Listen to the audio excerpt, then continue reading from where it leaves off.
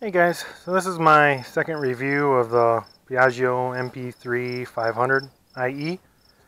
This is a 2016. It's got about 1,300 miles on it. And I've ridden it to work a couple times. I've ridden it out in the country, ridden it in town. And my opinion of it's changed just a little bit, not much. But we could take it for a ride here around the subdivision and kind of talk about what's changed and go from there. So first thing, this thing starts right up and is ready to go. As soon as it's running, it doesn't miss or hesitate. As soon as it's running, it's ready to go. I thought I would use the suspension lock more than I do. It's on right now, but that's just because I got it out of the garage. When you pull up to stop signs and that, you can turn that suspension lock on and you don't have to put your feet down. And I did that a couple times and it's okay, I guess. I prefer to put my feet down. I've been riding motorcycles for over 20 years, so I don't really use that feature at all anymore.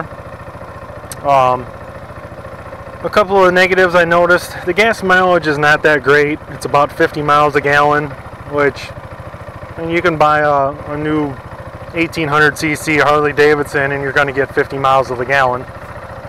So the gas isn't great, which is no big deal because it does have a pretty big motor and it is pretty fast. The other thing, it doesn't offer much wind protection. I thought it would offer a little more just because of its size, but going 60 miles an hour down the road, you do feel quite a bit of wind. And then the last probably negative, they're really only the two negatives to this thing that I've found over the last couple hundred miles. It's slightly top heavy. Let's say compared to like a Harley Sportster, a lightweight bike where you sit kind of low. This is way more top heavy than that would be. If you're, I don't know, let's say you're 5'5" and 140 pounds, you're going to have a hard time if this thing starts tipping to keep it balanced. I'm 6'3", 200 pounds, and it's really no problem for me, but I can sure tell the difference in the top heaviness of this than any other scooter I've ever ridden. And as long as you're used to it, it doesn't surprise you, then you're okay. So other than that, it's all positives for this thing. Runs perfect. It's probably the smoothest riding motorcycle / scooter I've ever ridden. It handles really well. You can corner like you're on rails. I mean, there's really not much more else to say about it. It's a great all-around, well-built scooter. If someone was asking me, should I buy a MP3? I would say go ahead, but I would at least get the 400cc. This is pretty fast for a scooter, but it's not that fast. I thought it would be more being a 500, you know, compared to like a, say, a Kawasaki Ninja 500. There's apples to oranges comparison, just because the CC is the same.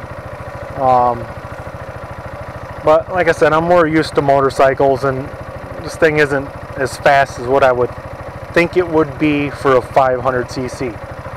That being said, if you get in trouble in traffic, this thing will get out of trouble real easy. All you gotta do is roll on the throttle and it takes off.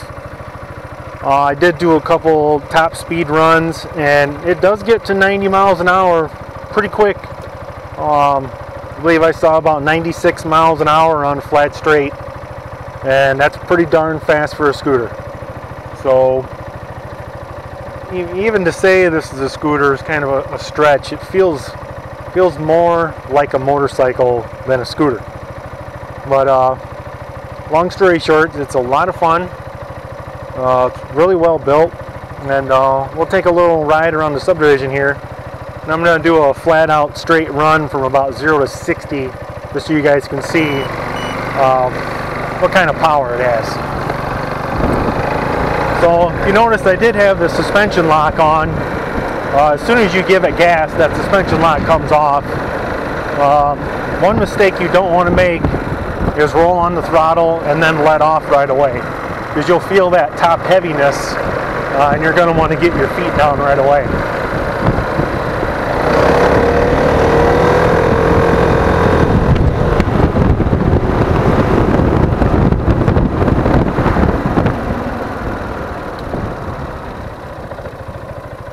Another cool feature is that it has anti-lock brakes, and it feels kind of strange, but when you pull on, let's say the rear brake pretty hard, and it's going to start to skid, it pulsates in your hand, and kind of a weird, shocking feeling at first, but then you get used to it.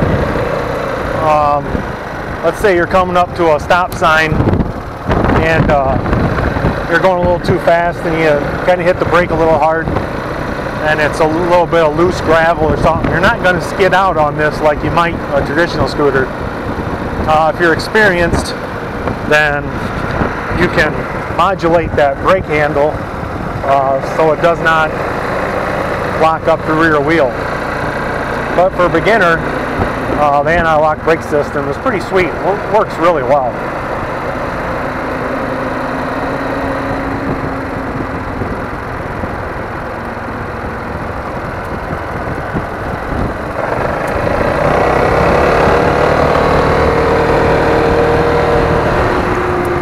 Now up around here, go around this corner and we'll come to this stop sign.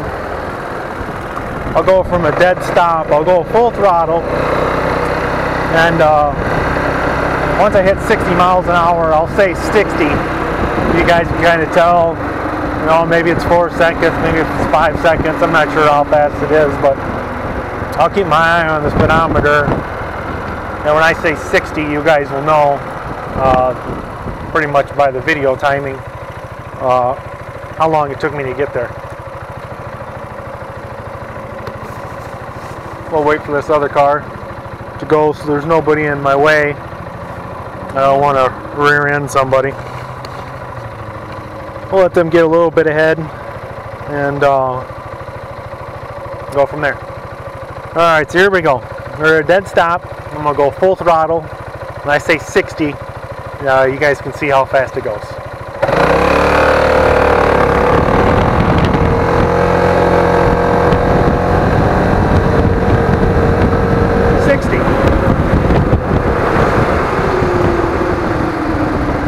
There was a 0 to 60 mile an hour run. I don't know, I'm guessing that's maybe 5.5 seconds, 6 seconds, I'm not sure.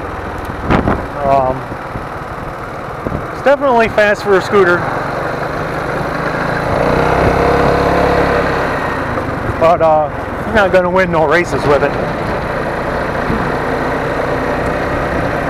Kind of on a maintenance note, I did change the engine oil and filter, and that was a very simple process.